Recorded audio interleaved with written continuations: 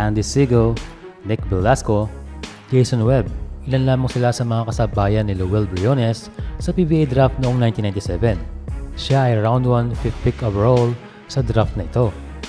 At makalipas ang mahigit 20 taon, may sumunod na sa kanyang yapak at ito ay ang kanyang junior. Kamusta mga bro? Welcome ka dito. Maraming salamat sa pag-like at sa pag-subscribe sa Basketball PH Review. Kilalanin si Lowell Briones Jr. Kilala din sa kanyang nickname na Chico. Born 2002, kasabayan to ni Kai Sotto at nasa Amerika din ngayon.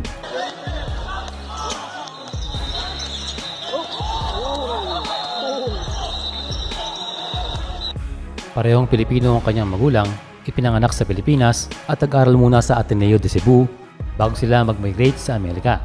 Doon siya ay naging varsity ng Sierra Vista High School na matatagpuan sa Las Vegas, Nevada.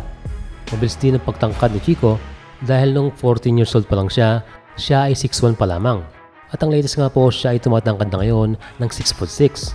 At sa kanyang height ngayon ay malaking combo guard dito or he can play 1 and 2. Malapad din like Kobe Paras at makikita natin sa video na 16 years old pa lang siya ng time na ito. You can see he's physically fit at pwede sa mga physical games. At ang maganda nga ay nasa US siya. So he can play with bigger and more athletic players. Hindi niya kailangang mabiyahe pa ng malayo na tulad ng ginawa ni Kai Sotto at Tal Panopio. Dahil mismong nandun siya sa US. Better training facilities, magagaling na coaches, good competition at better opportunities. Napansin natin na dumarami na ang 6'5 and above na Filipino players. And we can see a bright future sa Philippine basketball. Kung sakaling one day, God's will, ay mai-represent niya ang Pilipinas, ay magkakaroon tayo ng 6'6 na point guard. At ang closest possible tournament na pwede niya samahan ay kung magkakaroon ng FIBA Under-19 o kaya ay sa Seniors Division na. Ngayon ay ating panoorin kung gaano nga ba kahusay si Lowell Briones Jr.